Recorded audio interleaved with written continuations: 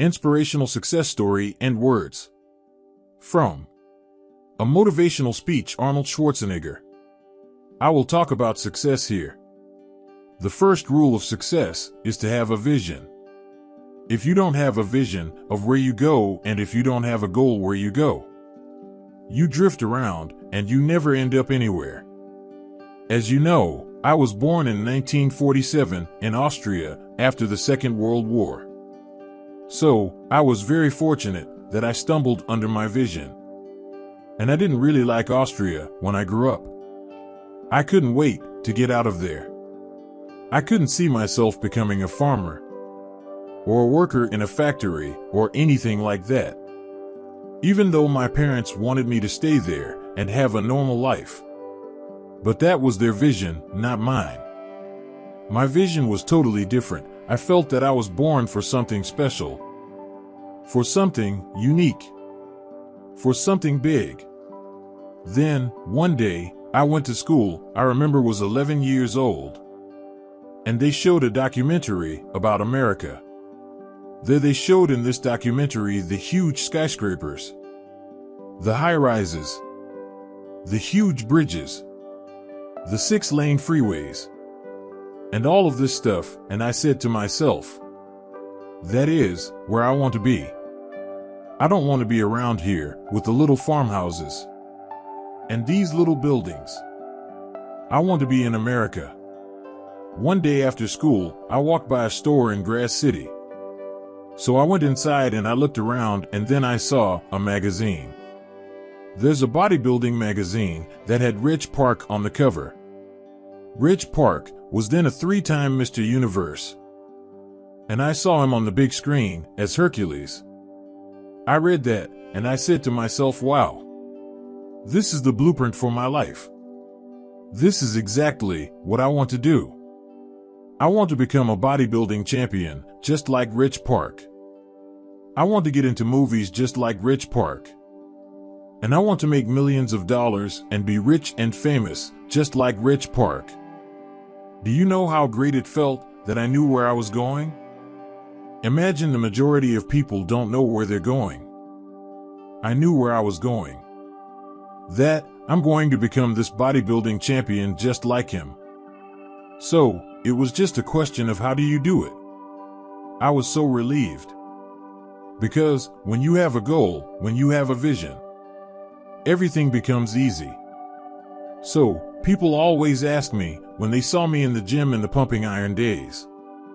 They say, why is it that you're working out so hard? 5 hours a day, 6 hours a day, and you have always a smile on your face. And I told people all the time, I said, because to me I'm shooting for a goal. In front of me is the Mr. Universe title. So, every rep that I do gets me closer to accomplishing that goal. To make this goal, this vision turn into reality. Every single set that I do, every repetition, every weight that I lift will get me a step closer to turn this goal into reality. So, I couldn't wait to do another 500-pound squat. I couldn't wait to do another 500 pounds bench press. I couldn't wait to do another 2,000 reps of sit-ups. I couldn't wait for the next exercise. By the age of 20, I went to London and I won the Mr. Universe contest as the youngest Mr. Universe ever. And it was because I had a goal. So, let me tell you something. Visualizing your goal and going after it makes it fun. You've got to have a purpose, no matter what you do in life. You've got to have a purpose. 74% hate their jobs in America. There is no much different when it comes to Europe. The majority of people don't like what they are doing because they are really not doing it. Because they didn't have a goal and found this goal. They just aimlessly drift around, and all of a sudden there is a job opening, and so they get the job. Because you have to work to earn a living. Then when you work, it is a chore. It's work. It's not fun. So, if you think about it, only a quarter of the people really enjoy what they're doing in life. That is unbelievable if you think about it. So I felt so blessed that I knew what I was doing. It is like medical students that studies and knows he wants to become a doctor. You know where to go. And the same thing is also in politics. I remember that in politics, I had a very clear vision. That I will be the leader of California. This is as far as I could go, because I was not born in America, so I could not run for president.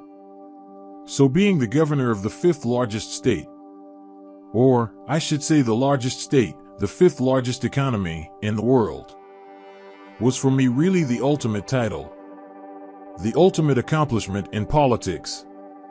So, even though people came up to me and say, "Why don't you go and run for something smaller? You're never gonna make it." I ran for governor. Then 2 months later, I became governor of the state of California.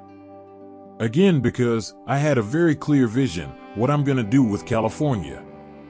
So, that's rule number 1, have a vision. Rule number 2 is, don't listen to the naysayers. Don't listen to the naysayers. Everything I ever did, the thing that I heard out of people's mouths was, "That's impossible. That can't be done," or "No." That is exactly what I heard, and of course, I proved to the people that it can be done. So whenever someone said to me, "It can't be done," I heard, "It can be done." When they said no, I heard yes. And when they said, "It's impossible," I heard, "It's possible." I am a strong believer what Nelson Mandela said. Everything is always seems impossible until someone does it. Well, I'm gonna be the one who said to myself, I'm gonna do it, and I'm gonna show it to them. Maybe it has never been done before. That is perfectly fine with me. But I'm gonna do it. And I didn't listen to the naysayers. It's all about the hard work that you put in. I said, I must have been bodybuilding. I worked out 5-6 hours a day. I'm gonna do the same thing now for acting. And of course, I went to college to study English. I studied the accent removal, acting classes, and all of this stuff. All day long, I worked, and I worked. And within a short period of time, I made 1 movie called Hercules in New York, which of course went right into the toilet. But it didn't discourage me. I still had the same vision. And then all of a sudden, I did Streets of San Francisco. I did Stay Hungry and Pumping Iron and The Villain. Then all of a sudden, Dino De Laurentiis asked me at the Universal Studio to be a star in Conan the Barbarian. And after I did Conan the Barbarian, the director at the press conference said to the press, the director was John Milius, he said, if we wouldn't have had Arnold, we would have had to build one. So, think about that. The very body that they said can never be sold because the time is wrong. A few years later, I am doing Conan the Barbarian. And it was the #1 hit at the box office when it came out in the summer of '82. Think about that, and the director says, if we wouldn't have had his body, we would have had to build one. So all of a sudden, my body became an asset, not a liability. And the same thing was with Terminator. After we were finished filming Terminator, Jim Cameron said to the press, if Arnold wouldn't have had that accent and talked like a machine, I think the movie wouldn't have worked. So think about that. The body and the accent that they attacked was asset. But I didn't listen to those losers. I didn't listen to them at all. It's just the reality of it is that you cannot listen to the naysayers. So, this is a very important lesson for all of you. So, when someone says no, this is a stupid idea, you in your mind, you don't have to say, but your mind say, fuck you asshole, what do you know you? Thanks for watching. Let's stay strong and look forward. Like, subscribe, and share. See you in another video. Bye bye.